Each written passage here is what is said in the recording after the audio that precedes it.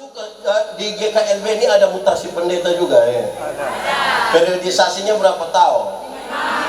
Kalau jemaat lagi suka pendeta, orang pergi kantor sinode kasih tahu, jangan kasih pindah dulu orang pendeta.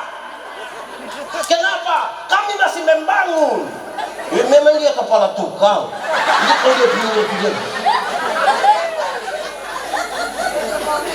Allah yang harus dimudah. Itu kalau orang suka pendeta. Tapi kalau nggak suka,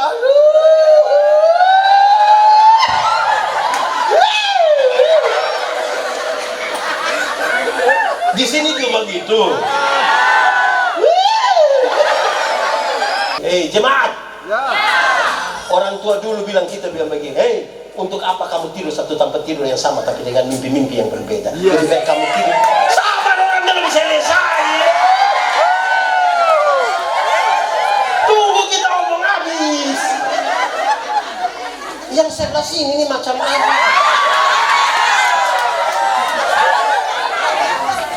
Tema ibadah saat ini adalah jadikan kami satu, berdasarkan Yohanes 17 ayatnya yang ke-21 hingga ayatnya yang ke-23 dan dilaksanakan oleh PHRG Jemaat GKLB Betania Kilongan Permai. Dan yang kita tunggu-tunggu bersama, firman Tuhan yang akan dibawakan dalam ibadah KKRG malam hari ini akan disampaikan oleh seorang hamba Tuhan dari Gereja Masehi Injil di Timur, tepatnya di Kota Kupang, yang sudah melayani di mana-mana, baik secara langsung maupun dalam media sosial. Sudah ada yang bisa tebak, Bapak Ibu? Siapa kira-kira? Betul sekali. Beliau adalah Bapak Pendeta Yandi Manobe, Sarjana Teologi.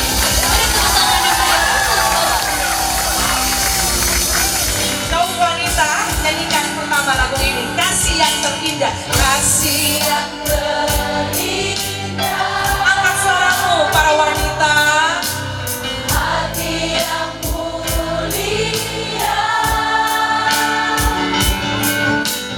Hanya ku temukan di dalammu. Yesus, Yesusku. Kaum laki-laki, suaranya.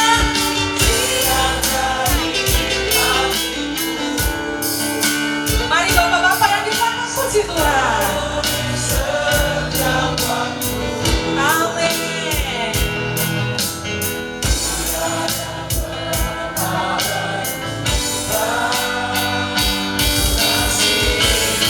Bersama-sama kita angkat tangan kita, sembah Tuhan.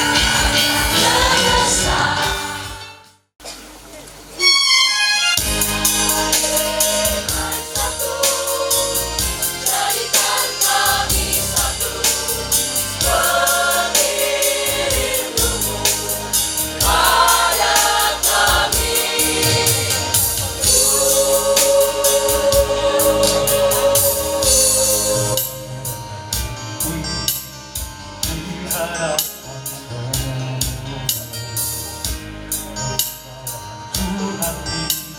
Saat berseru agar kami saling melengkapi tubuhmu, seperti kau dan Yesus adalah satu.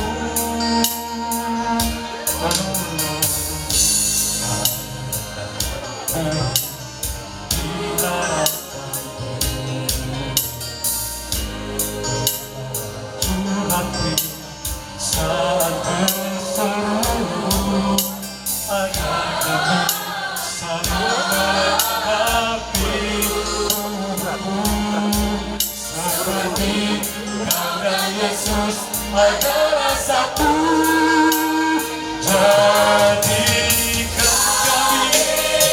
kami seperti kerinduanmu. Haleluya, kau nyata dari kasih-Mu. Sebelum kami pergi membuka kasih-Mu, mulailah dari pemilihan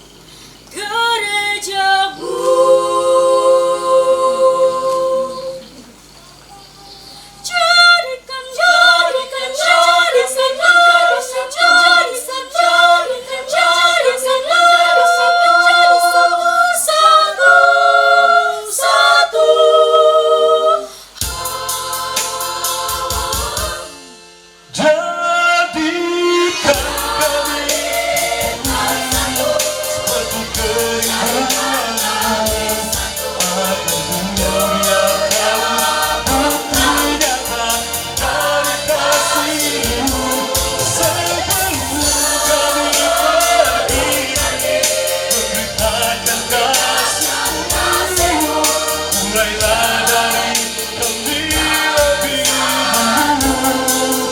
Jadikan kami satu.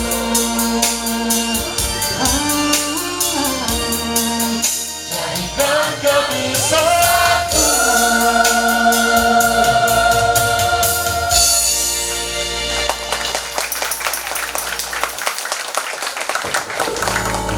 Mari kita berdoa.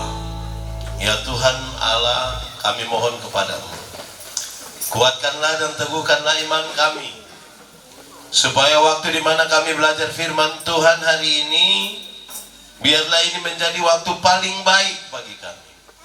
Kami berdoa, Tuhan jauhkan semua penggoda pencobaan.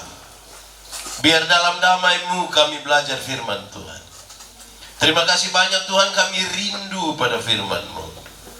Berfirmanlah bagi kami Tuhan, di dalam nama Yesus, firman yang hidup itu kami berdoa.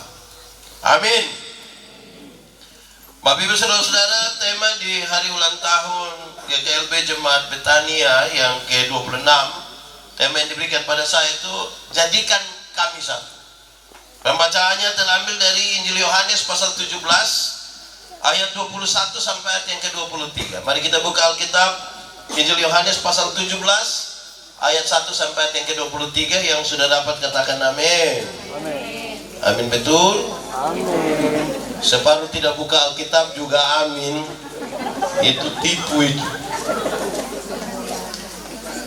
Injil Yohanes 17 ayat 21 sampai 23. Supaya mereka semua menjadi satu, sama seperti Engkau ya Bapa di dalam aku dan aku di dalam Engkau, agar mereka juga di dalam kita, supaya dunia percaya bahwa Engkaulah yang telah mengutus aku, dan aku telah memberikan kepada mereka kemuliaan yang Engkau berikan kepadaku, supaya mereka menjadi satu sama seperti kita adalah satu. Aku di dalam mereka dan Engkau di dalam aku, supaya mereka sempurna menjadi satu, agar dunia tahu bahwa Engkau yang telah mengutus aku dan bahwa Engkau mengasihi mereka sama seperti Engkau mengasihi aku. Demikian firman Tuhan. Berbahagia setiap orang yang mendengar firman, memelihara dan melakukan dalam hidup setiap hari. Shalom. Ya lagi shalom. Ini Betania ulang tahun keberapa? 26 itu sudah besar atau masih kecil? Dewasa atau masih anak-anak? Yakin? Kedewasaan itu ada 3. Ada berapa? 3. Satu, dewasa biologis. Apa? Dewasa biologis. Dewasa biologis itu 10 tahun lalu berat badan kita 37 dan sekarang 73. Itu dewasa biologis. Itu hari kita pakai celana nomor 27 tidak ada masalah karena perut rata saja. Sekarang perut macam ada 3, satu di sini, satu di sini. Itu dewasa biologis dan siapapun bisa begitu. Makan tidur, makan tidur, makan tidur, cocok ya pasti gemuk. Gitu. Dan hari ini kita bukan merayakan itu. Hari ini kita bukan merayakan itu. Kedua, dewasa psikologi. Dewasa apa? Dewasa psikologi tidak tergantung umur dan berat badan. Umur 40 tahun, tapi kalau tukang tersinggung, sedikit-sedikit tersinggung, sedikit-sedikit tersinggung, sedikit-sedikit tersinggung, tersinggung kok sedikit-sedikit. Di sini ada yang biasa tersinggung begitu. Dia laki-laki atau perempuan? Dia ada ikut ibadah? Pakai baju warna ungu. Orang kalau suka tersinggung sulit menjadi satu, sulit. Kalau sulit menjadi satu. Di Kupang itu kalau orang suka tersinggung, dia tersinggung di orang banyak, orang suka bilang begini. Itu. Ketiga, dewasa iman. Apa? Dewasa iman tidak tergantung berapa lama kita bersekutu. Dewasa iman tidak tergantung berapa lama kita menjadi orang Kristen. Dewasa iman tidak tergantung berapa lama kita melayani Tuhan. Dewasa iman itu kira-kira begini. Ada anak umur 3 tahun, ada meja berat 10 kg. Anak umur 3 tahun bisa pikul meja yang 10 kg? Bisa? 17 tahun kemudian, ini anak umur berapa? 20 tahun. Bisa pikul meja yang 10 kilo? Bisa. Yang berubah anak atau meja? Nah, itu dewasa iman. Orang dewasa iman tidak akan meminta beban menjadi ringan, tapi dia akan berdoa meminta bahu yang semakin kuat.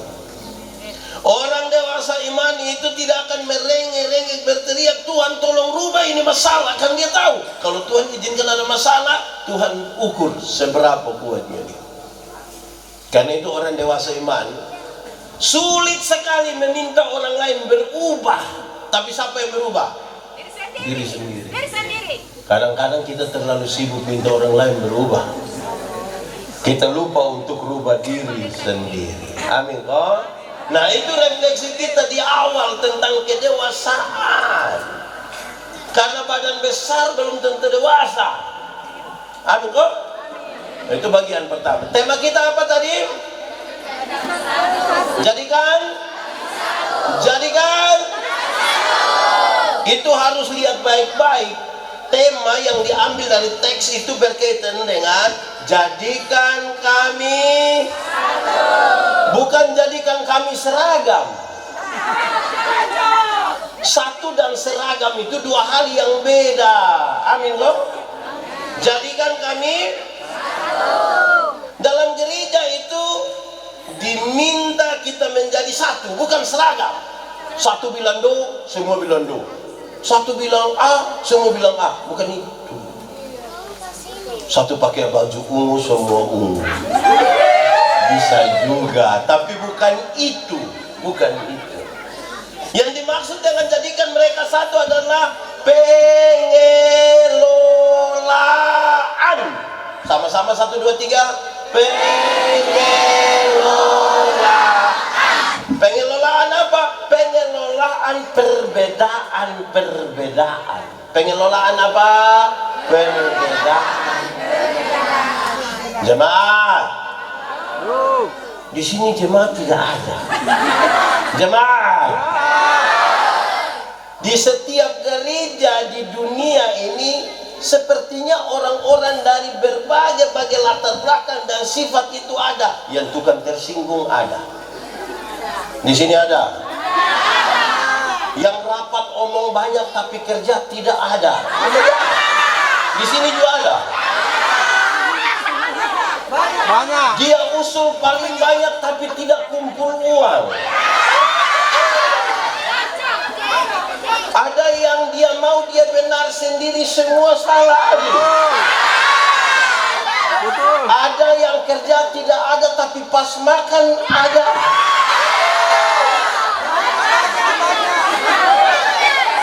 Ada juga yang dia tunggu untuk membungkus. Ada.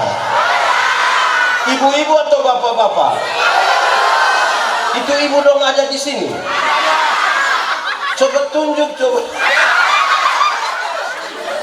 Jadi, ada banyak perbedaan yang kita mau urus supaya mereka menjadi.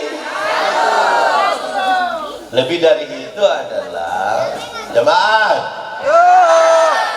Di seluruh gereja Tuhan izinkan banyak orang ini punya karunia. Sama-sama.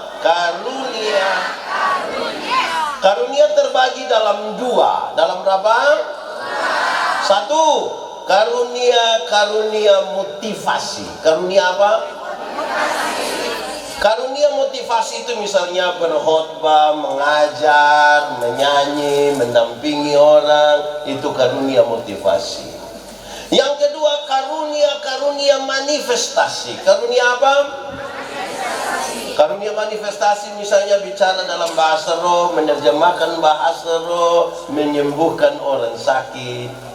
Ini karunia yang berbeda-beda ini diharapkan menjadi satu bersama-sama untuk pembangunan jemaat.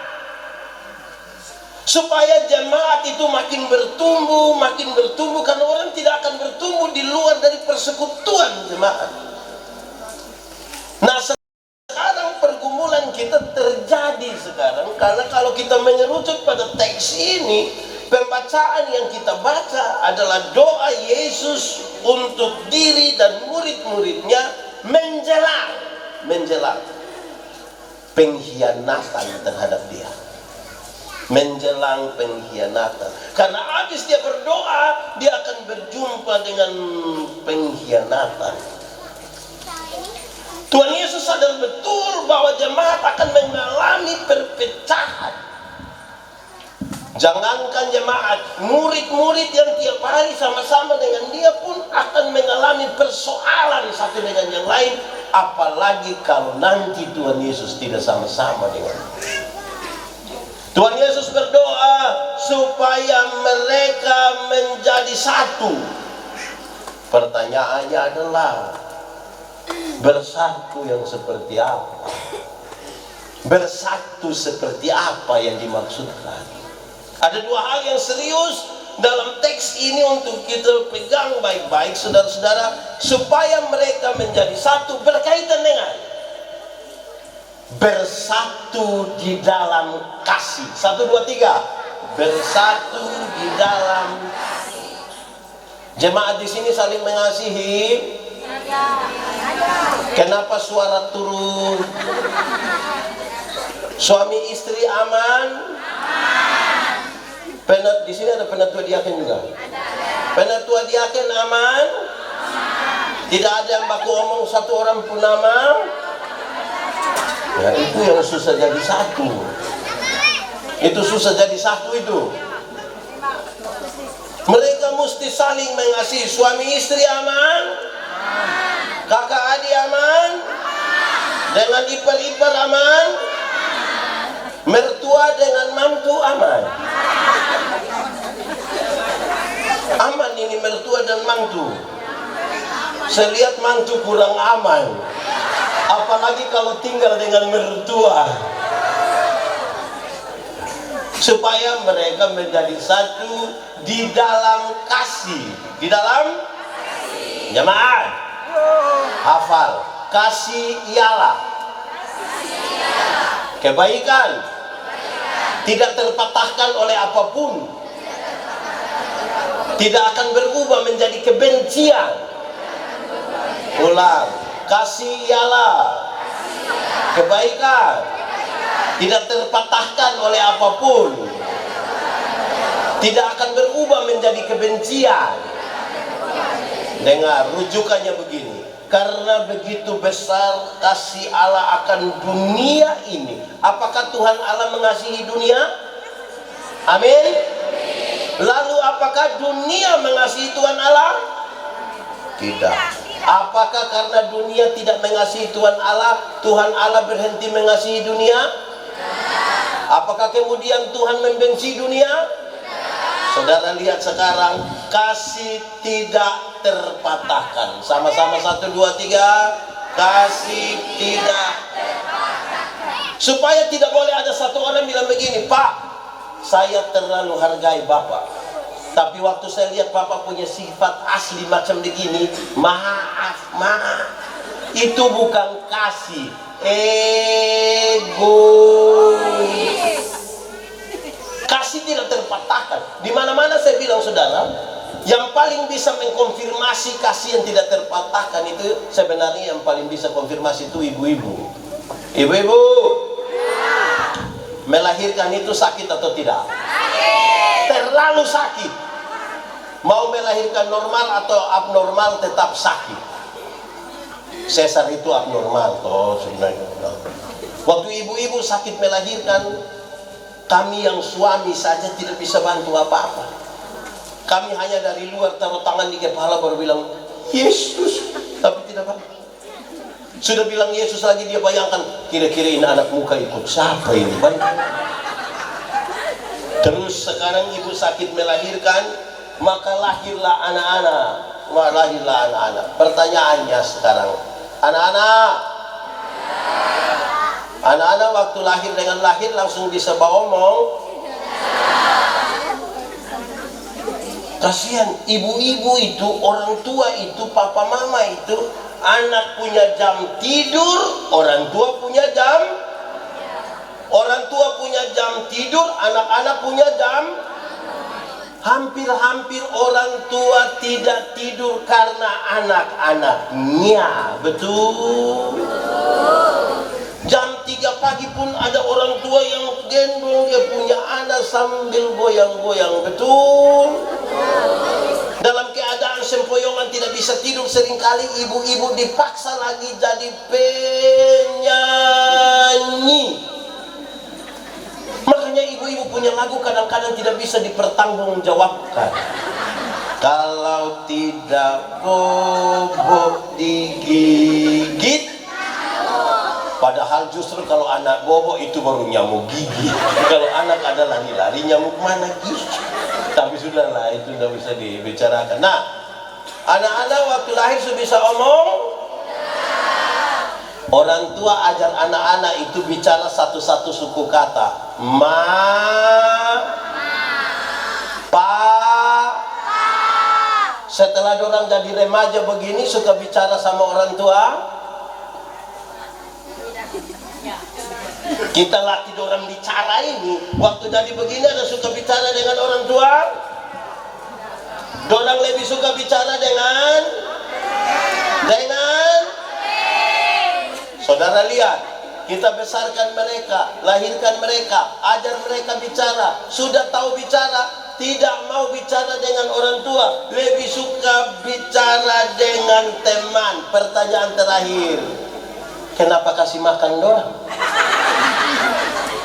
Kenapa mau kasih makan dorang? Kasih tidak terbatas.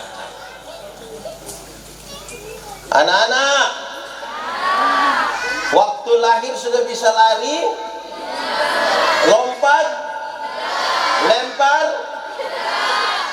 Jadi orang tua ajar kamu jalan itu satu-satu langkah, pegang di tangan terus bilang te.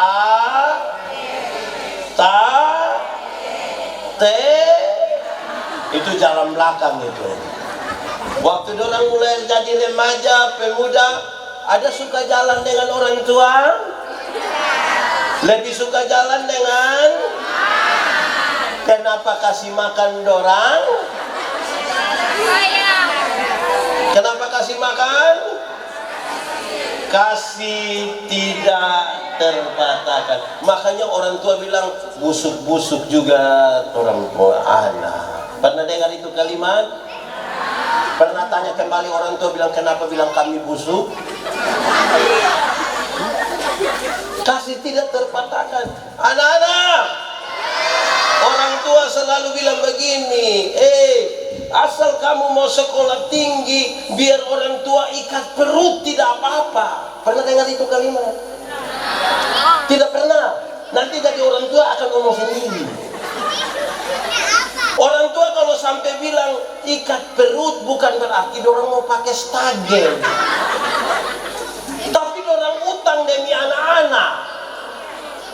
Anak muda, ada yang pegang handphone, Android, utang. Untuk utang. Kamu punya motor itu utang. Satu persatu dorang baik karena dorang sayang. Kasih tidak terbataskan. Nah, jadi supaya mereka menjadi satu, pertama tadi apa? Bersatu di dalam kasih. Itu bukan pencitraan. Kasih tidak pura-pura. Ada jengkel tapi datang sengaja. Shalom, cantik sekali hari ini. Pura-pura. Di sini ada yang pura-pura. Dia majelis atau jemaat? Ini sendiri omong kita. Jadi bersatu, pertama bersatu di dalam kasih. Saya lanjutkan sedikit tentang kasih. Jemaat, mengasihi Allah. Jadi firman Tuhan itu kasih tahu. Hukum Taurat itu ada berapa? 10. Dari 10 dijabarkan jadi 613 pasal. Dari 613 pasal masih ada ribuan peraturan hidup setiap hari. Tuhan Yesus simpulkan dia dalam 2 kalimat, yaitu mengasihi Tuhan dan mengasihi. Dari 2 kalimat itu Tuhan simpulkan dia dalam satu kata, KASIH. Dibaca?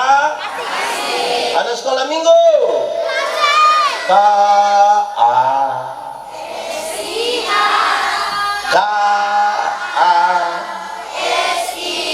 Apa?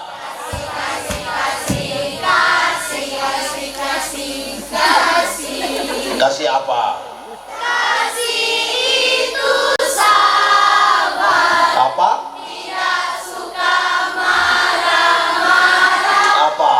sayang kepada teman, seperti kasih Yesus. Di sini ada yang suka marah-marah. Dia ada di sini. Dia paham apa? Saya tanya kita dulu. Marah itu boleh atau tidak? Marah boleh atau tidak? Boleh atau tidak? Boleh. Tapi marah DP sifat, bukan marah DP orang. Kalau ada anak malas, marah dia punya pemalas. Untuk menegur kesalahanmu, aku tidak harus menjadi musuhmu. Pendeta tidak suka anak malas, tidak suka. Supaya kalau dia datang, kita bilang kita tidak suka engkau punya malas. Jangan sampai dia bilang, "Shalom pendeta, saya tidak suka lihat kau muka itu berangkat." Itu marah dia pun tubuh. Marah itu marah dia pun sifat. Karena ada banyak orang begini, saudara-saudara, tanpa kasih tidak bisa berkumpul di gereja ini kumpulan sosial. Tidak bisa kita paksa orang. Tidak bisa kita paksa orang datang. Tapi siapa yang mau datang di dalam kasih yang mengikat kita semua, supaya ketika kita bilang, "Hei, duduk di situ," dia mengerti bahwa ini teguran atas nama kasih. Ada orang yang pendeta tegur sedikit tersinggung, mau keluar dari gereja, mau bikin gereja sendiri. Ada yang ikut paduan suara, dia pun suara miring, "Col, kau diam sedikit, saya keluar saja." Kalau tanpa kasih tidak bisa. Kita menyatu di dalam Nah, sudah kamu jangan menyanyi terus. Kita bersatu di dalam kasih. Itu doa Yesus supaya kita semua memiliki kasih. Amin. Terus dia lanjutkan sekarang, mengasihi Allah dan mengasihi sesama. Sekarang pertanyaannya, kalau orang mengasihi Tuhan Allah, pasti dia bisa mengasihi dirinya. Dan kalau dia bisa mengasihi dirinya, tentu dia bisa mengasihi orang lain. Kalau orang tidak mengasihi dirinya, tidak mungkin dia bisa mengasihi orang lain. Pertanyaannya sekarang, jemaat, kita lebih mengasihi diri kita atau lebih mengasihi orang lain? Mengasihi diri atau orang lain? Diri atau orang? Diri. Alkitab juga bilang begitu, kasihilah sesamamu manusia seperti yang kau mengasihi. Jadi kalau engkau tidak mengasihi dirimu, tidak mungkin engkau mengasihi orang lain. Sekarang saya mau tanya, kalau kita mengasihi diri kita, kita mau kita punya hati terluka? Mau hati terluka? Orang mengasihi diri, dia mau dia punya hati penuh dengan amarah? Oke, pertanyaan terakhir. Kalau pendeta Yandi benci ibu pendeta yang ketua di sini, yang rugi pendeta Yandi atau ibu pendeta? Pendeta siapa? Setiap kali lihat ibu pendeta punya muka, pendeta Yandi senang atau tidak? Setiap kali orang bicara ibu pendeta punya kebaikan, pendeta Yandi senang atau tidak? Setiap kali ibu pendeta bilang "Shalom pendeta," saya pun hati senang atau tidak? Kalau pendeta Yandi mengasihi dirinya, dia harus berhenti membenci ibu pendeta. Amin. Karena dia mengasihi dirinya. Sekarang saya bertanya, jemaat, ada orang yang kita tidak suka? Ada? Dia ada di sini. Coba lihat dia. Kenapa semua lihat saya? Saudara tidak suka. Kalau saudara sayang engkau punya diri, engkau mesti berhenti membenci dia. Tidak boleh ada hal di luar sana karena orang lain membuat kita kehilangan damai sejahtera di sini. Kata kunci adalah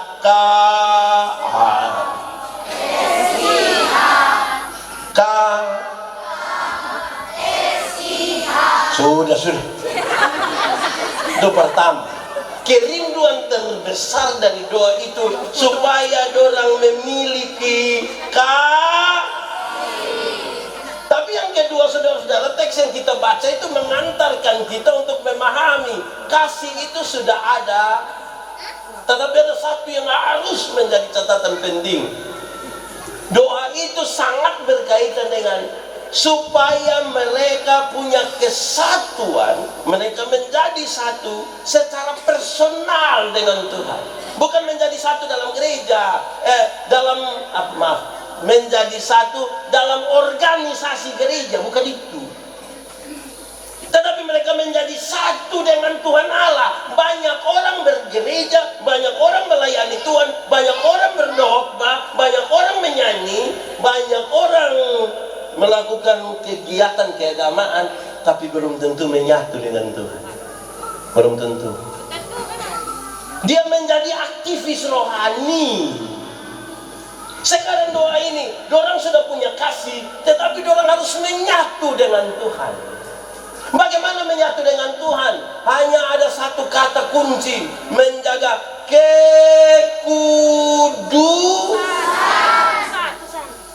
Tuhan yang kita sembah itu Tuhan yang kudus. Yang kudus itu tidak dapat bersatu dengan yang tidak kudus. Yang gelap itu tidak dapat bersatu dengan yang tanggalkanlah kasutmu, sebab tempat di mana engkau berdiri itu adalah. Sekarang kita diterang. Orang diterang bisa lihat orang di gelap. Orang di gelap bisa lihat orang diterang. Lalu kenapa orang-orang diterang ada yang pulang kembali ke gelap? Ini diterang, ini tidak lihat orang di gelap toh? Orang di gelap bisa lihat orang diterang. Kenapa kadang orang diterang suka kembali ke gelap? Karena dia suka begini. Ini bernama apa kalau begini? Apa? Baho. Di sini ada yang biasa bahoba.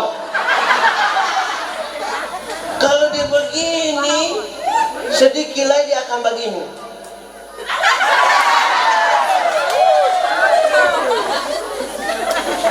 Sekarang saudara lihat bahwa yang kelihatan di luar bisa direkayasa, tapi kekudusan tidak bisa direkayasa karena Tuhan itu menyelidiki sampai ke kedalaman jiwa. Hati-hati gunakan tanganmu. Hati-hati gunakan tanganmu. Karena apa? Karena Bapa di surga melihat ke bawah. Hati-hati gunakan tanganmu. Sudah. Tapi ini mau menolong kita. Jemaat. Siapakah kita ketika tidak ada orang yang melihat kita? Siapakah kita? Kalau di hadapan banyak orang begini, saudara, jemaat, saudara kalau lihat pendeta yang ini kan di muka sini pasti baik semua. Saudara tidak tahu kalau saya sendiri. Kan orang tidak tahu kalau kita sendiri. Saya membayangkan, saudara-saudara, saya sendiri bayangkan. Kalau tiba-tiba ada orang kasih saya uang 2 miliar, terus saya bilang, pendeta, tolong habiskan ini selama 2 minggu di Singapura. Saya yakin saya langsung gila. Karena ini soal-soal kekudusan. Saya mau tanya dulu, jemaat. Di sini ada yang DP HP pola rumit. Yang mesti pakai kontak mata lah, sidik jari lah, ada? Ada. Rahasia negara apa yang dia taruh di sini? Di sini ada. Yang dia nonton sembunyi-sembunyi ada. Nah, ini juga repot ini. Supaya mereka menyatu secara personal dengan Tuhan. Amin toh? Amin. Saudara kira kalau pendeta Yandi berkhotbah tiap hari, dia kemudian menyatu dengan Tuhan? Belum tentu. Belum tentu. Saudara kira ini mereka main-main begini nih, mereka kemudian menyatu dengan Tuhan? Belum tentu. Saudara lihat ada yang punya suara bagus, paduan suara vokal grup, menyatu dengan Tuhan? Belum tentu. Karena ada yang dua hal. Ada yang dia datang, dia tidak ikut ibadah, dia tunggu pas bagian menyanyi, dia menyanyi, dia sudah. Ada kok tidak di sini? Ada yang kita lihat, misalnya ini baju ungu ini, misalnya. Kita mau kasih contoh siapa lah kalau bukan ini. Ada menyanyi tadi lagu bagus sekali. Jadikan kami satu seperti kerinduan, agar saudara tidak tahu lagi ini lagu. Tapi waktu dorang latihan dan bilang untuk mau pakai di 31 Mei, dorang bertengkar soal pakaian seragam, mau polos atau sempat juga. Woi mantap, tepuk tangan dulu bagi.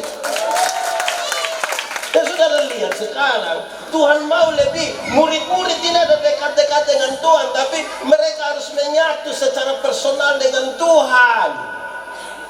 Supaya apa? Supaya Tuhan dimuliakan. Nah, mari kita lihat ini catatan teks. Kita ikut teksnya dulu, habis itu baru kita masuk dalam hal-hal yang tiap hari. Teks bilang begini, saya telah memberikan, aku telah memberikan kepada mereka kemuliaan yang Tuhan berikan. Kemuliaan. Ada 3 kemuliaan. Kemuliaan pertama, saudara, adalah kemuliaan salib. Sama-sama, 1, 2, 3. Kemuliaan salib. Gereja ini hanya bisa bersatu dalam kemuliaan salib. Di salib itulah kita tahu bahwa Tuhan dimuliakan. Tuhan tidak bilang aku disalibkan, aku dimuliakan. Dimuliakan. Salib. Tidak boleh ada orang bicara tentang kesatuan gereja di luar salib. Baru kemudian saudara mau ada di denominasi manapun, bicara tentang salib. Baru boleh menyanyi, ku tak pandang dari asal berdiri atas firman-Nya. Terus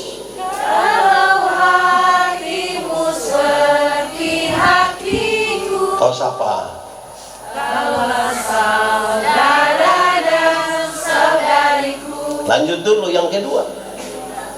Kemuliaan dari kepatuhan. Kemuliaan dari apa? Kemuliaan dari kepatuhan. Jadi Tuhan Yesus itu taat, patuh, bahkan taat sampai mati. Itu diberikan kepada kita. Jadi kemudian ketika kita bicara tentang kemuliaan, kita tidak bicara tentang siapa kasih persembahan pembangunan paling besar. Kita tidak bicara tentang siapa yang paling rajin datang gereja. Kita bicara tentang semua yang patuh terhadap perintah Tuhan. Baru kita bisa bersatu. Kalau kita bicara tentang kemuliaan tidak bisa. Saya tidak tahu di GKLB, apalagi di Betania, saya baru pertama kali tahu. Di banyak gereja, saudara, waktu pemilihan di sini juga sebut penatua diaken. Waktu pemilihan penatua diaken di banyak gereja, di sini mungkin enggak. Ada yang ini jemaat dong, ini juga kadang-kadang gitu. Ini jemaat kadang-kadang waktu pemilihan dong bilang, pilih dia. Kenapa? Dia yang ada oto. Supaya besok-besok pas ada acara tinggal pakai DP oto. Di sini juga ada. Kolom berapa? Jadi kemuliaannya pada kepatuhan, pada ketaatan.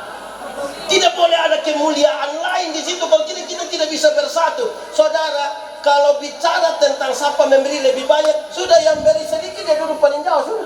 Kapan kita bisa bersatu?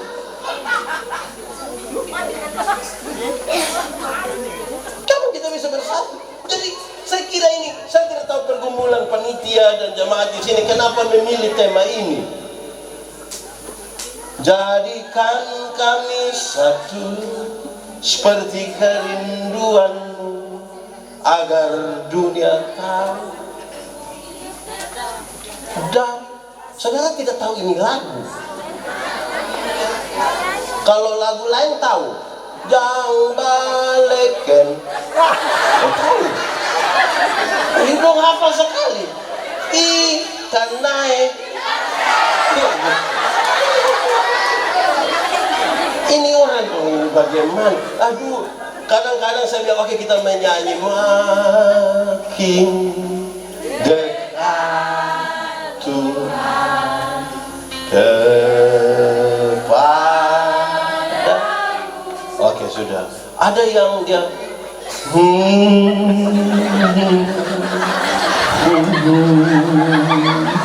bukan karena rohani, bukan karena tidak tahu. Jadi sengaja rohani.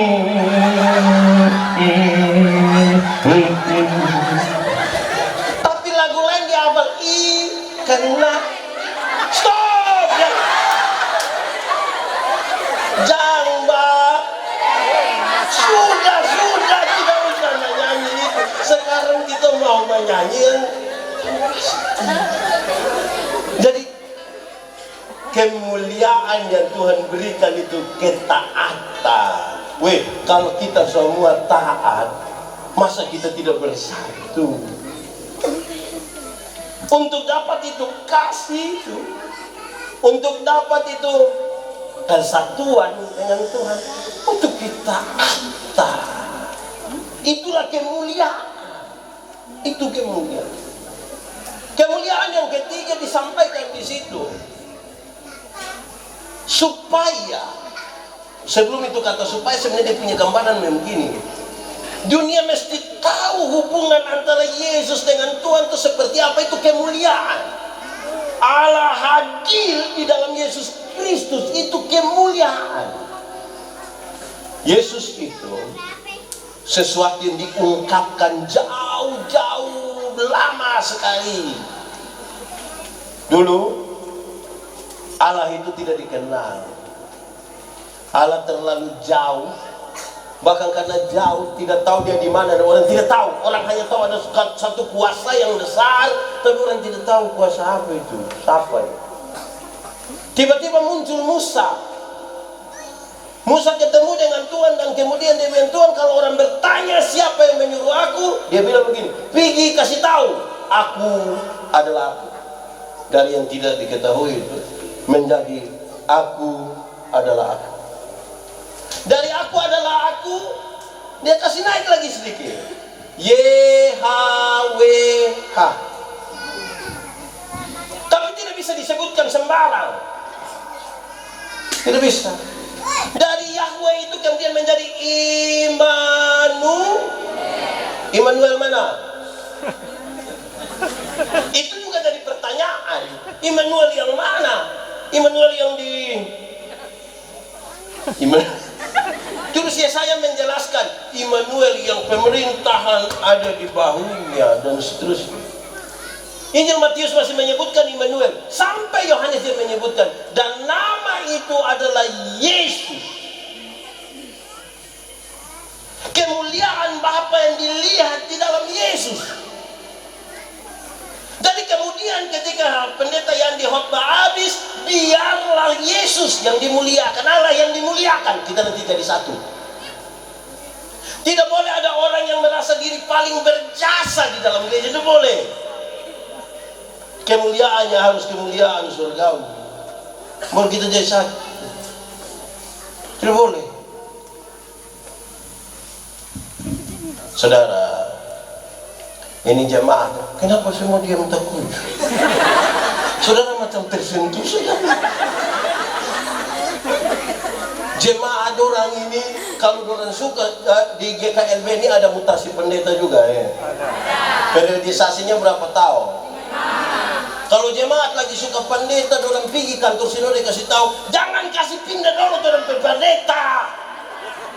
Kenapa? Kami masih membangun. Ya, memang dia kepala tukang. Jadi kalau dia pindah. Allah yang harus dimuliakan. Itu kalau orang suka pendeta. Tapi kalau nggak suka,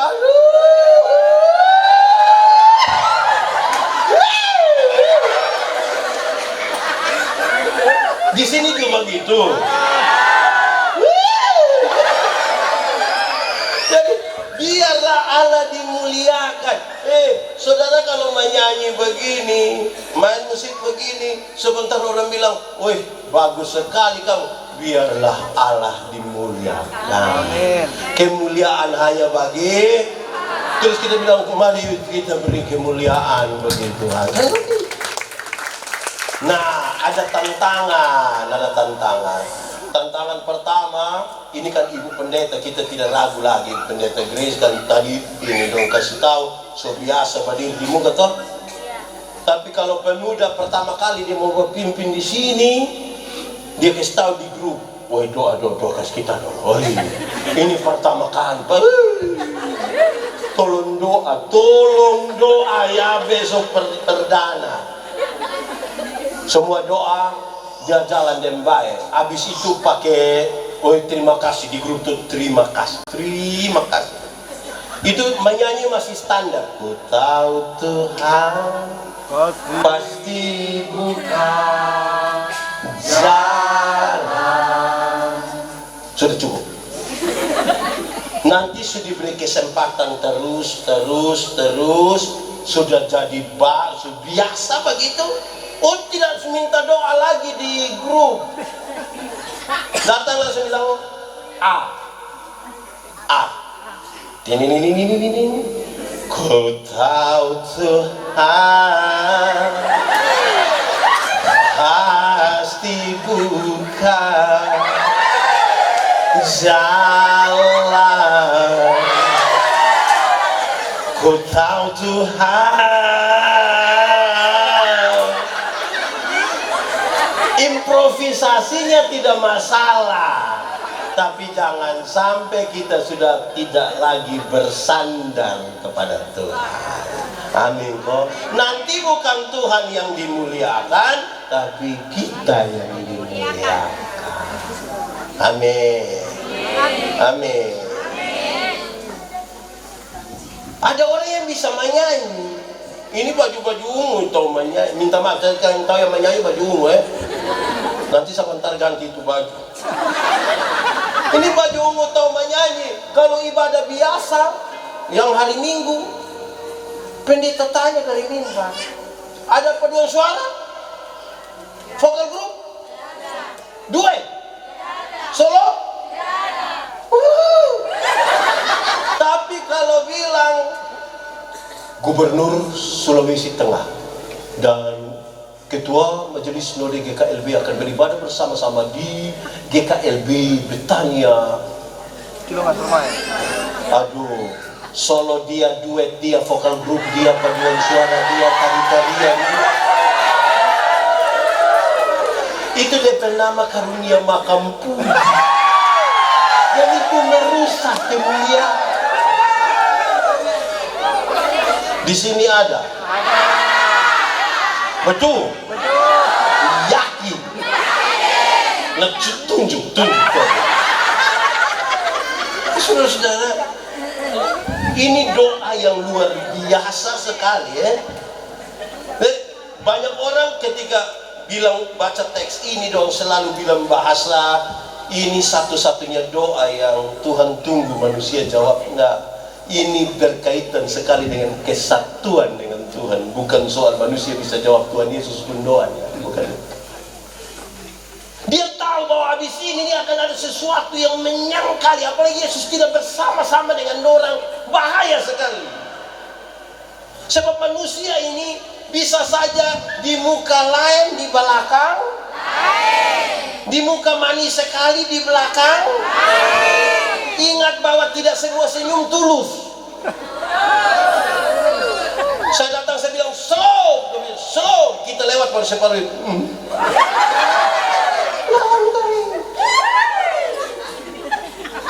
Saya khotbah di banyak bank di Indonesia. Saya bilang dia begini, ini ibu-ibu yang kerja di bank ini cantik-cantik semua. Mau lihat jauh, lihat dekat, tetap cantik. Dorang pakai pakaian bagus-bagus lagi, kerja di ruangan tertata rapi lagi, ber-AC lagi. Kita pergi di bank ini macam udah mau pulang, macam kayak mau lihat dong terus begini. Baru naik di tangga terakhir, dengan santun sekali dorang bilang begini, selamat siang, ada yang bisa kami bantu? Terus saya tanya dorang, ibu-ibu, siapa di antara ibu-ibu yang bangun pagi lihat suami pas bangun terus dia bilang selamat pagi, ada yang bisa kami bantu? Maka jadi Paulus bilang, apapun yang kamu berbuat, berbuatlah dengan seperti untuk dan bukan untuk. Itulah spiritualis. Apa? Saya sudah tangkap dan spiritual.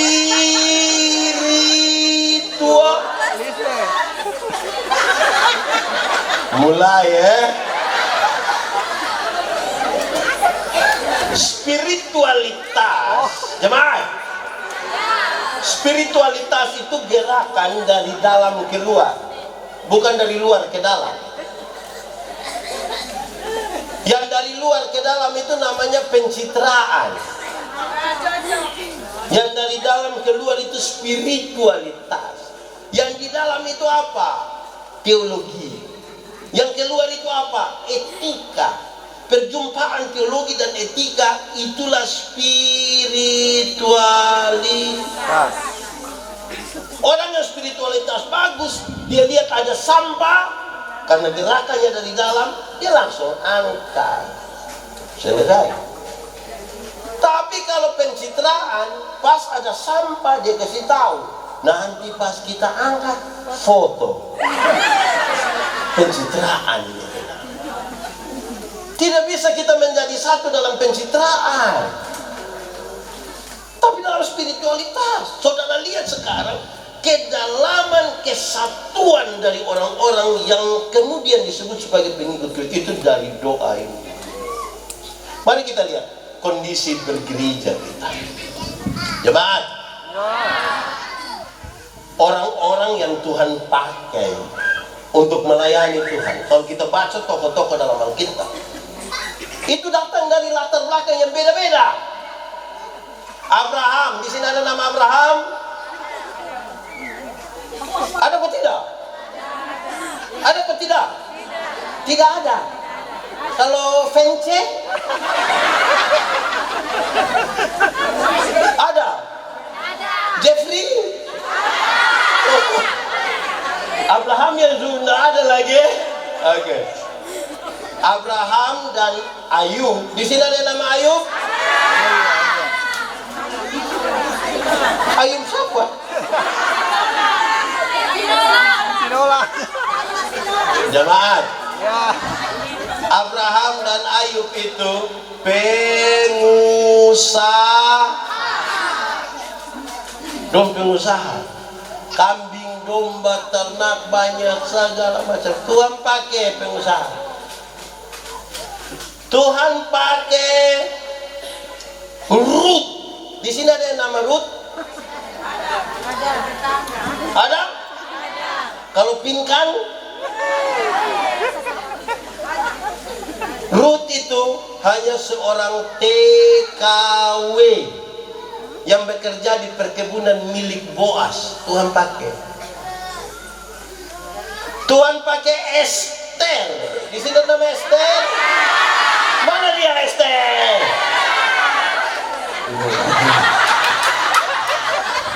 Mohon maaf ibu saya tanya. Esther itu seorang perempuan peserta lomba ratu kecantikan. Miss Universe itu dulu Ahasuerus kan mau ganti istri toh? Ya, Dia sudah tidak suka lagi dengan pasti. Esther, tidak suka Esther.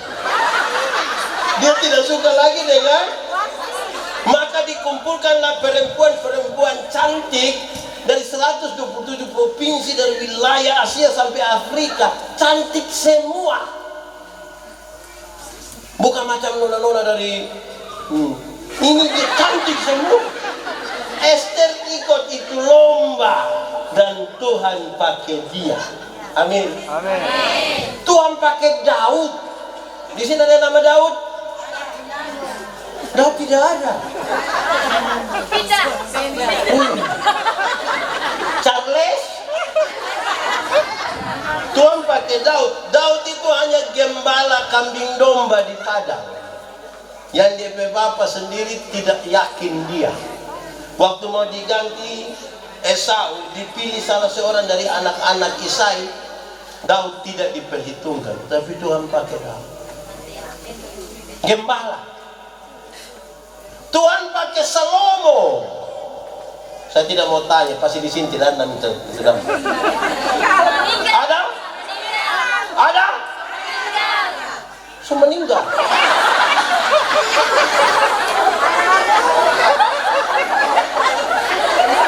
Salomo itu raja. Apa? Tuhan pakai. Tuhan pakai 4 nama menarik ini. Petrus, Yakobus, Andreas, Yohanes. Sama-sama. Ini 4 nama ada di sini. Dok 1 kolom. Ini 4 nama ini, mereka itu hanya nelayan. Tuhan pakai. Tuhan pakai Matius. Di sini ada nama Matius? Lewi? Tidak ada. Richard?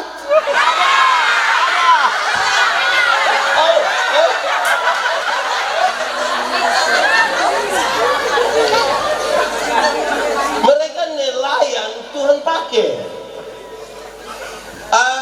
Lewi, Matius itu pemungut cukai. Roma, pemerintah Roma taksasi pendapatan di satu wilayah. Setelah tahu pendapatannya berapa, dia lelang itu jabatan. Siapa yang mau dia boleh pungut, dia makan dari pungutan itu dan dia kirim separuh di Roma. Manusia yang begini sangat tercela dalam masyarakat Yahudi. Tuhan pakai. Tuhan pakai Simon. Di sini nama Simon. Tidak ada. Stanley. Oh, mantap. Simon, orang Selot, itu seorang politisi. Anggota partai politik Selot itu partai politik dalam masyarakat Yahudi yang anti terhadap Roma, sehingga orang mau bikin revolusi. Tuhan pakai. Tuhan pakai Onesimus. Di sini ada nama Onesimus.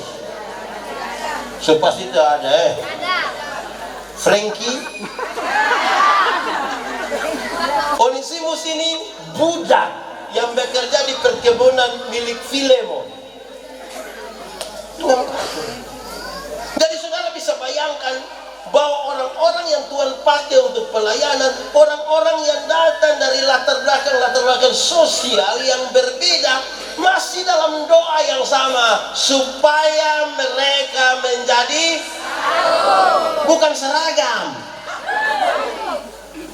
tapi supaya mereka jadi satu. Kalau jadi satu, kata kunci kuncinya apa tadi? Pengelo. Saudara lihat sekarang. Kalau kita bergereja hanya karena keterikatan sebagai keluarga, bahaya. Keterikatan. Coba ambil kucing 1 ekor, anjing 1 ekor, ikat itu kucing anjing 1 ekor, lepas di satu tempat, baku gigi. Karena hanya keterikatan. Coba kalau menyanyi semua hanya pakai do, kan harus ada sopran, alto, tenor, sol, mi, sol, sehingga tidak boleh ada satu pun yang sol.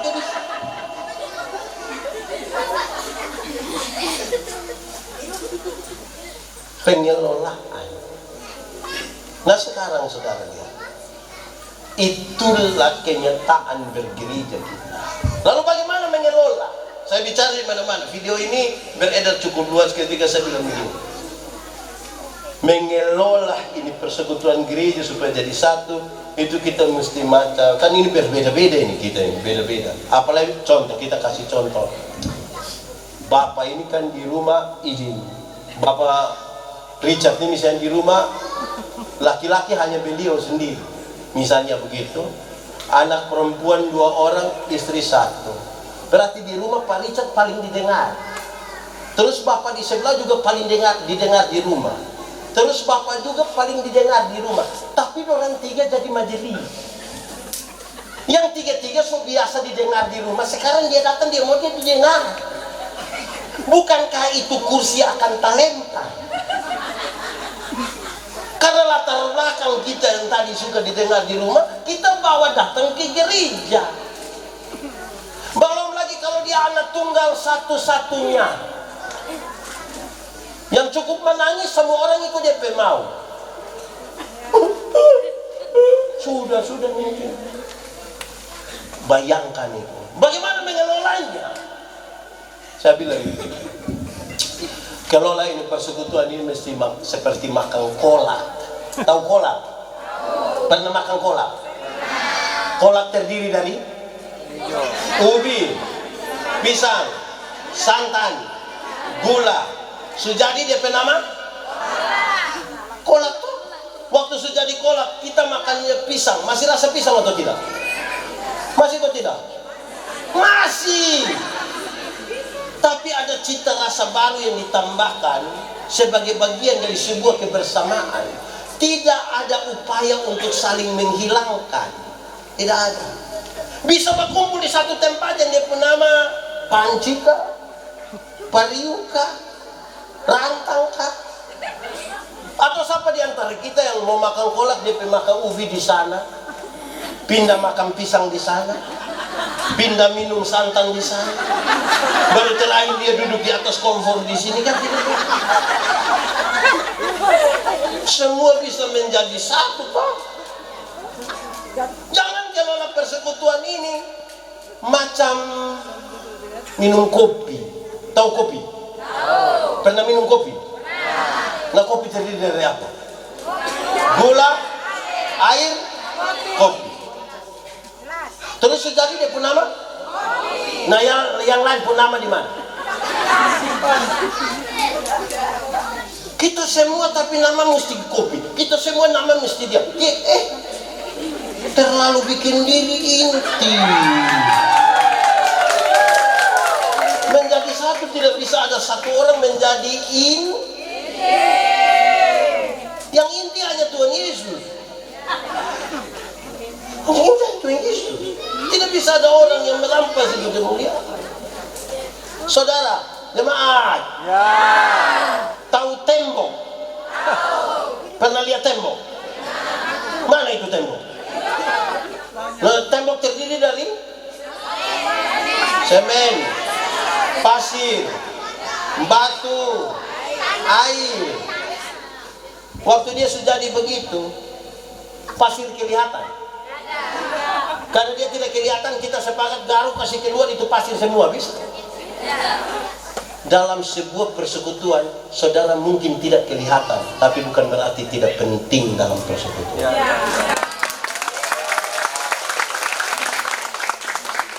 Dalam sebuah persekutuan, saudara mungkin kelihatan karena badan besar.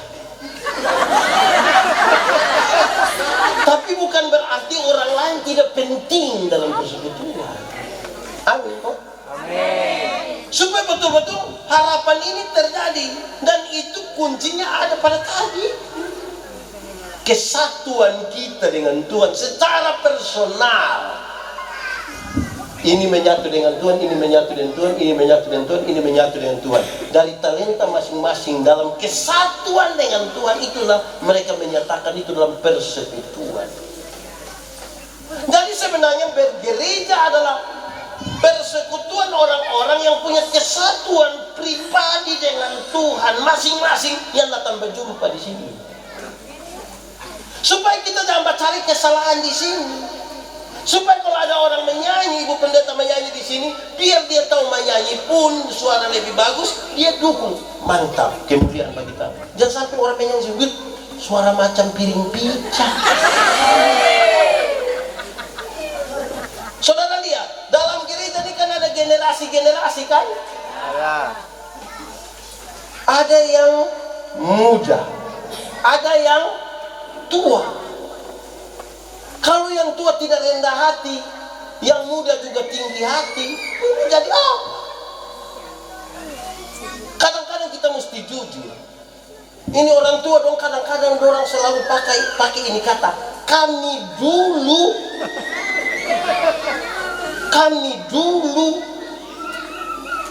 Saya ingat saudara-saudara, ada satu waktu saya khotbah dari pengkhotbah pasal 7 kalau tidak salah. Ada satu bagian dia bilang, janganlah berkata kenapa masa lalu lebih baik dari masa kini, karena tidak berdasarkan hikmat kamu menyatakan. Karena tiap zaman itu punya anak sendiri, tiap anak punya zaman sendiri. Terus kita duduk dengan orang-orang tua dan pendeta tua dan dia begini, kamu sekarang enak, kami dulu. Kamu sekarang sedikit-sedikit naik motor, kami dulu jalan kaki, paling-paling naik kuda. Terus saya bilang orang, siapa suruh mau lahir duluan? Menjadi adik itu bukan pilihan. Menjadi adik bukan pilihan. Tuhan ketika mau saya ada di dunia, dia tidak tanya, Yandi, kau mau lahir duluan atau kau pembapa duluan? Ayo. Nah, waktu itu memang belum ada motor, yang ada hanya kuda. Memang harus naik kuda. Bayangkan kalau sekarang motor sudah ada, terus pendeta ini, maaf, saya mau seperti yang dulu, saya hanya mau hilang gitu.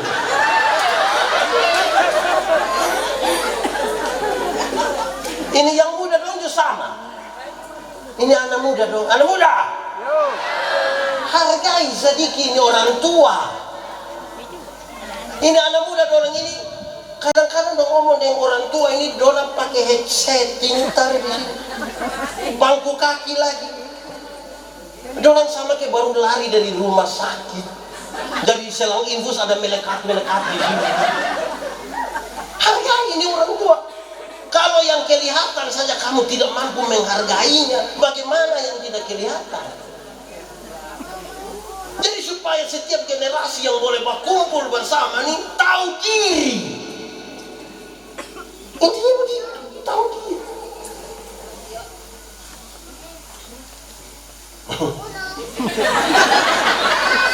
Saya khotbah tambah sedikit boleh? Yakin boleh? Tapi jangan sampai ada yang pulang sebentar yang pendeta khotbah tadi pas dengan dia.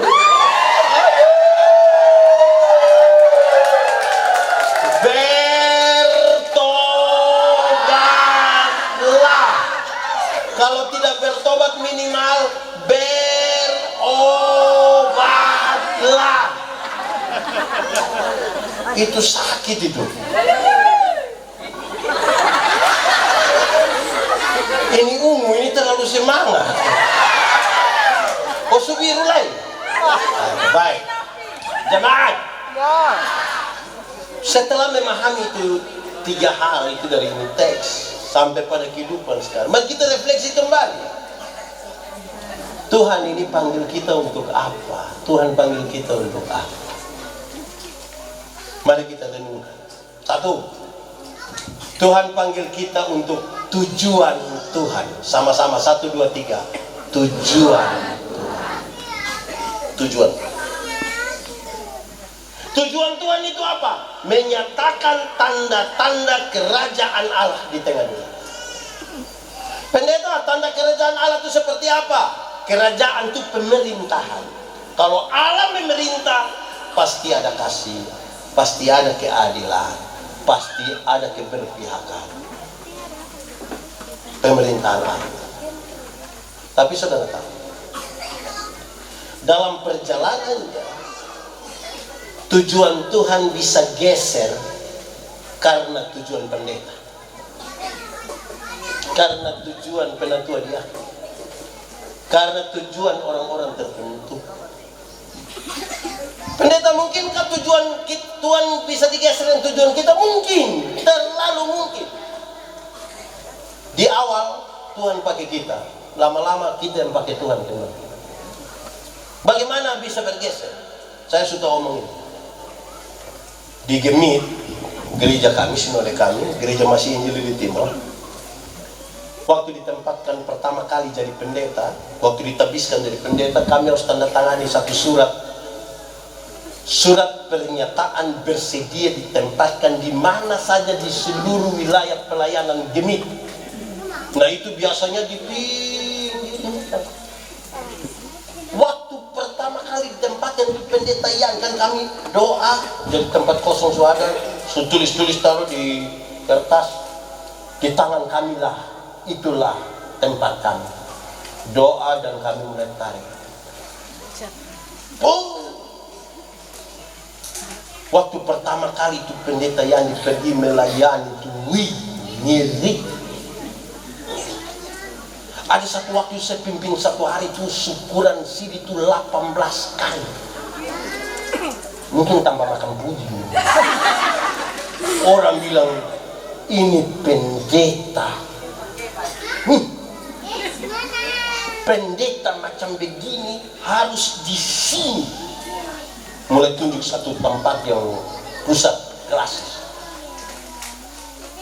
5 tahun melayani, saya dipindahkan lagi di satu tempat yang lebih parah dari segi apa, fasilitas dan lain. Saya langsung pikir, masa pendeta yang bisa ditaruh di sini? Harusnya kan dia di sini.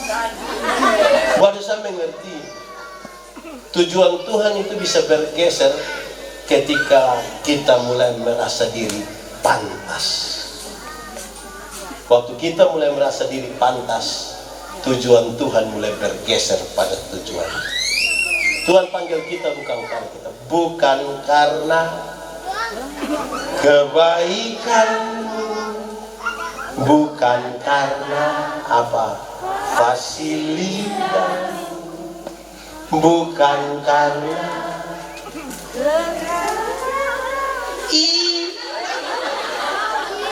oke, langsung rek. Semua karena anugerahnya diberi lebih tinggi lagi.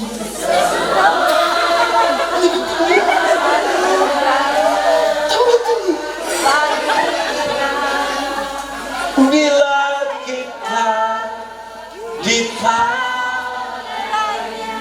Jadi tolong renungkan, di Betania masih ada tujuan Tuhan atau tidak?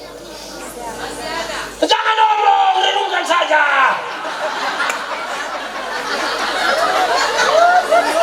Renungkan saja, masih ada tujuan Tuhan atau tidak? Supaya saudara tahu, kadang-kadang kita dan kita ini suka baku lipat kita dan kita. Ada kesalahan bukan pitogor bapak, dia bilang tunggu rapat, tunggu rapat.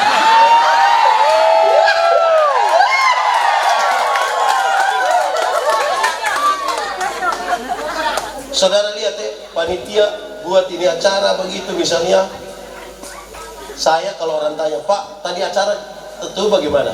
Mantap. Kalau mantap cukup, karena evaluasi pasti ada kekurangan. Nanti kita tutup kekurangan, evaluasi nanti ada kekurangan juga. Tutup lagi nanti ada kekurangan.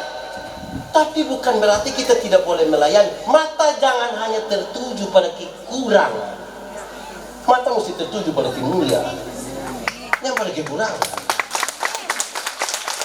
Orang kalau mata hanya tertuju pada kekurangan, itu orang bermasalah bagi persekutuan. Ada kemuliaan. Saudara lihat di penjara-penjara itu biasa datang ada ahli psikologi, orang bawa kertas putih satu, orang titik hitam satu dan tanya, coba kamu lihat, kamu lihat apa ini? Namanya ada titik hitam. Hanya itu yang kamu lihat? Iya, hanya itu. Iya, betul. Iya. Terus dia bilang begini, dengar, mata kamu terlalu tertuju pada titik hitam sampai kamu lihat bahwa sisi putih ini terlalu banyak, tapi kamu tidak lihat. Hanya lihat pada titik itu. Mata jangan biasakan diri untuk kita taruh dia hanya pada kerusakan. Kedua, waktu Tuhan panggil kita untuk tujuannya, Dia tidak suruh kita pergi kosong-kosong. Dia lengkapi kita dengan karunia-karunia. Dia lengkapi kita dengan karunia tadi saya sudah bilang. Tuhan lengkapi kita. Dia tidak suruh kita bilang, kau pergi kosong. Tidak, ada karunia. Tugas kita adalah menemukan karunia apa yang Tuhan taruh di sini. Untuk kita eksplor itu menjadi berkat. Untuk tadi, tanda-tanda kerajaan Allah. Ini dia tidak sibuk menemukan dia pun karunia. Dia sibuk dengan orang lain pun karunia.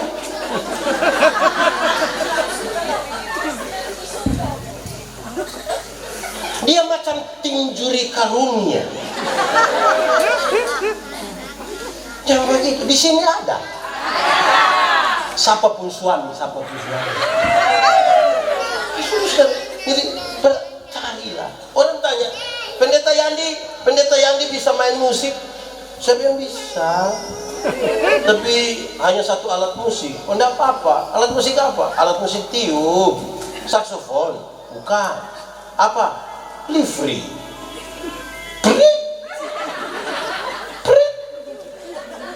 Saya tidak harus tahu main drum, saya tidak harus tahu main gitar, saya tidak perlu main. Ini orang lain pun bagian. Tugas saya berkhotbah. Supaya kita jalankan satu persekutuan di sini, semua orang diberkati. Tidak boleh ada satu orang tahu semua.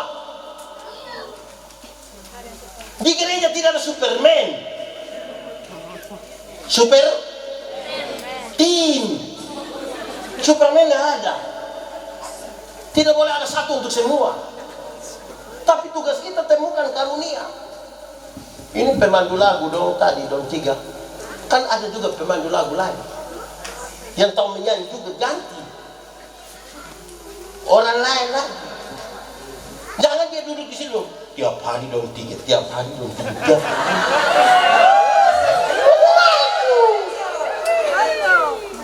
Itu tuh. Lalu. Ketiga, ada tujuan Tuhan, dilengkapi dengan karunia. Terus Tuhan izinkan orang lain punya pengalaman iman yang beda-beda. Cara Tuhan berjumpa dengan Pendeta Yandi, beda Tuhan berjumpa dengan ini anak nona, beda Tuhan berjumpa dengan baju ungu, beda Tuhan berjumpa dengan kotak-kotak, beda Tuhan berjumpa dengan baju putih, beda Tuhan berjumpa dengan batik. Supaya waktu itu orang duduk sama-sama bercerita, bahwa kita bilang ternyata Tuhan kita luar biasa. Dan pengalaman Tuhan terlalu besar dan tidak boleh ada satu orang yang tahu tentang Tuhan sendiri. Tidak mungkin. Dia butuh telinga untuk mendengar pengalaman perjumpaan orang lain dengan Tuhan. Iman juga bertumbuh dari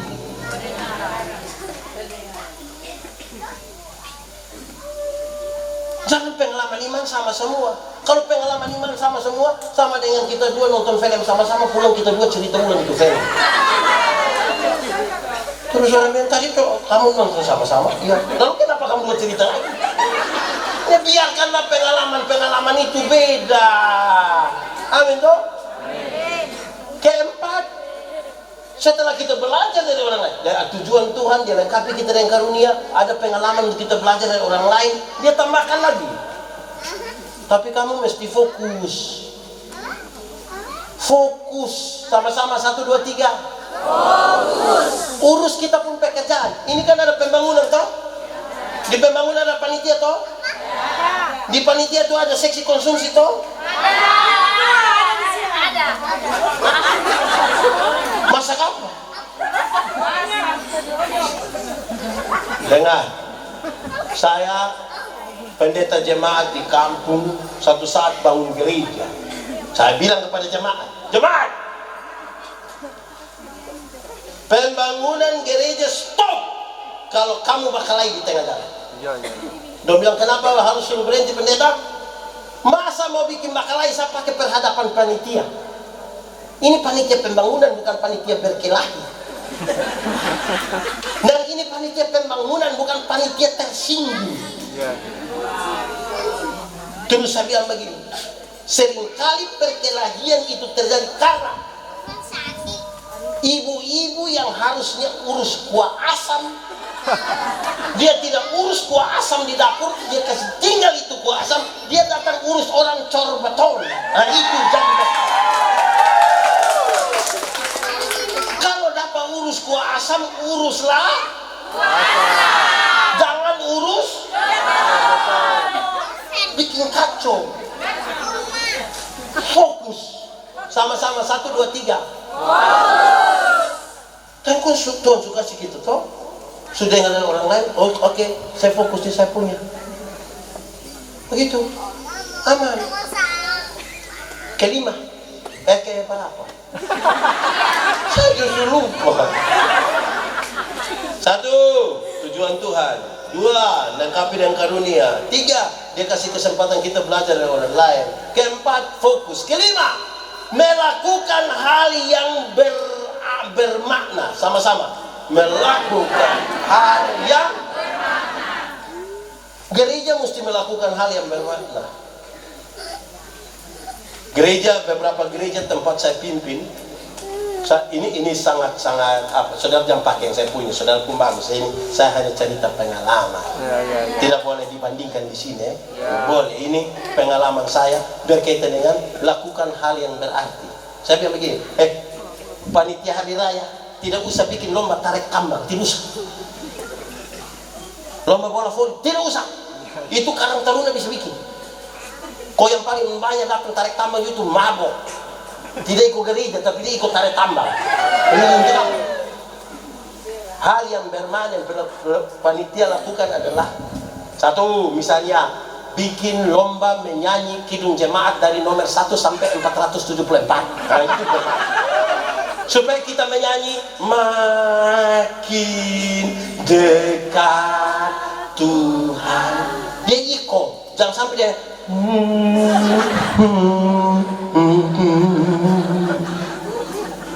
bikin lomba berkhotbah antar kolom di gereja kami. Dia bernama Rayon, supaya besok-besok ganti generasi tua ada lagi orang muda.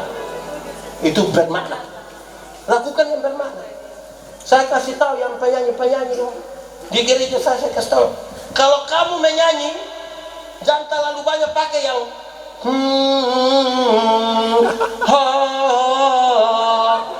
itu tidak ada arti. Menyanyi itu barang yang ada arti kok, orang mengerti kok. Ini maju pom pom pom pom tom tom tom, ada arti apa? Lagu 5 menit, 4 menit habis ini pam pam pam dubu dubu dum dum.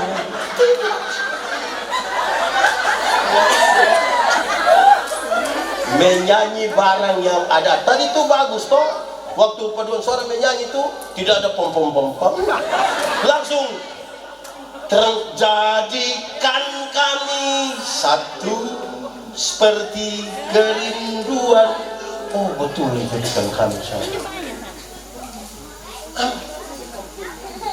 Baru yang terakhir, ke-6, selama-lama tujuan Tuhan Dia kasih lagi karunia, dia kasih kita orang lain untuk kita belajar, dia mau kita fokus lakukan hal yang berarti. Maka yang keenam terjadi, terjadilah kedewasaan spiritual. Makin kita dengan Tuhan dari satu toh, kalau kita dengan Tuhan sudah satu, jangan ragu, jadikan kami satu. Jangan. Kedewasaan itu dia ada pada kedewasaan itu. Kalau tidak nanti ada ini penatua, dia akan gaya sekali dia begini, pendeta begini so 4 periode. Bukas takut sampai dia 4 periode tanpa kedewasaan spiritual. Kata kuncinya kedewasaan spiritual. Jadi masing-masing kita refleksi, yang muda itu refleksi, yang tua itu refleksi. Jemaat, orang tua dulu bilang begini, untuk apa kamu tidur satu tempat tidur yang sama tapi dengan mimpi-mimpi yang berbeda? Lebih baik kamu tidur sama orang yang lebih selesai.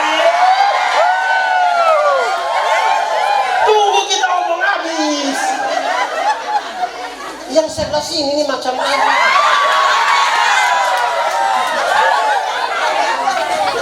Untuk apa tidur satu tempat tidur yang sama tapi dengan mimpi-mimpi yang berbeda? Lebih baik kita tidur tempat tidur yang berbeda tapi dengan mimpi-mimpi yang sama.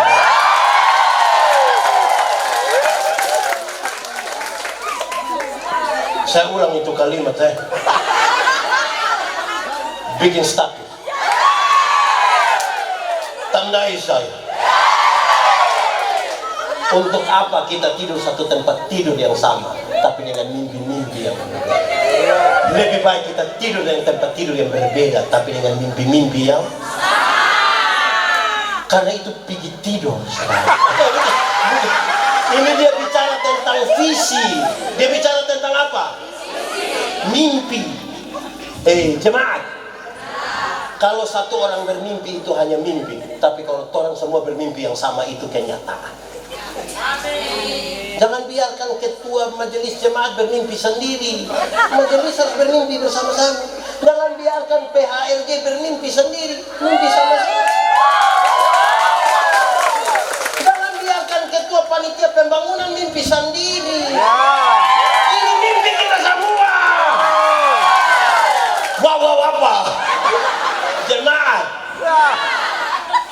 Saudara lihat, kita investigasi. Izin bertanya. Minta maaf, Pak Richard, rumah ada? Bangun sendiri? Maksudnya pengadaan sendiri itu rumah. Oke. Izin Bapak di sebelah ada rumah sendiri? Bangun sendiri? Oke. Izin Bapak ada rumah sendiri?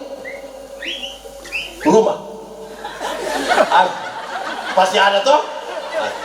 Kenapa pendeta yang ditanya ini? Saya mau tanya, jemaat di Betania berapa kakak?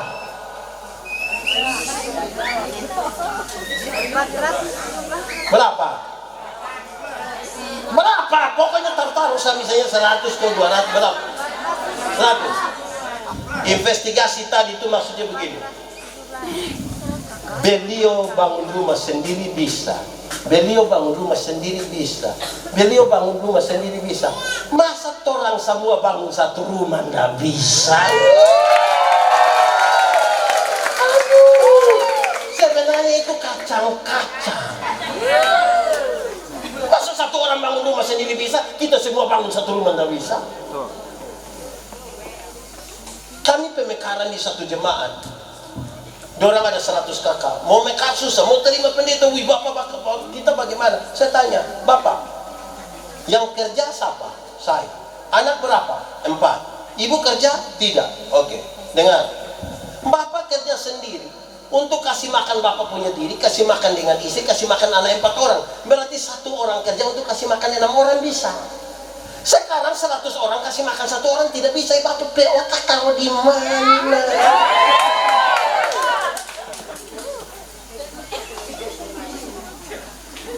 Mestinya lebih kan itu bangun mimpi. Tapi saya mau kasih tahu jemaat,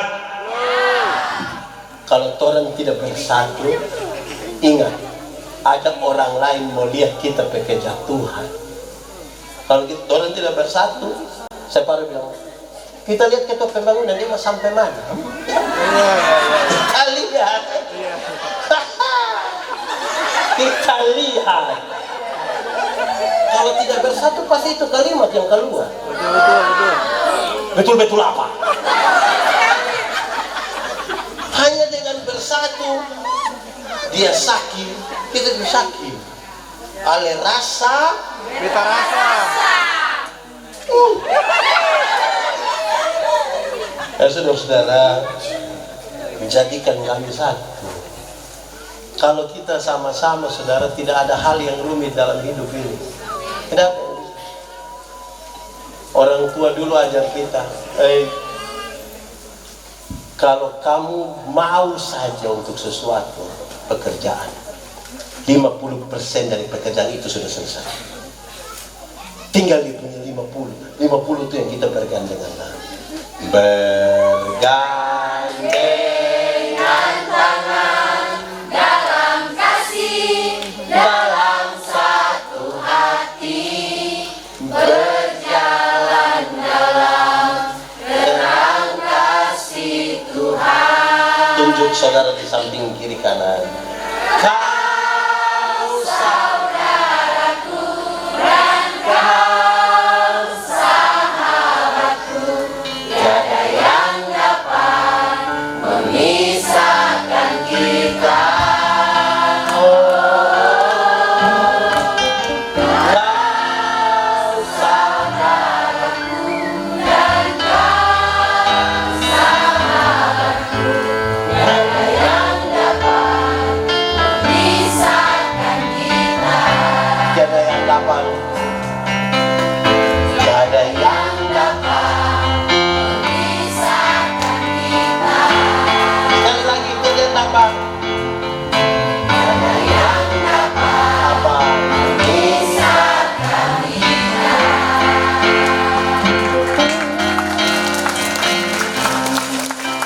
Kau saudaraku, amin.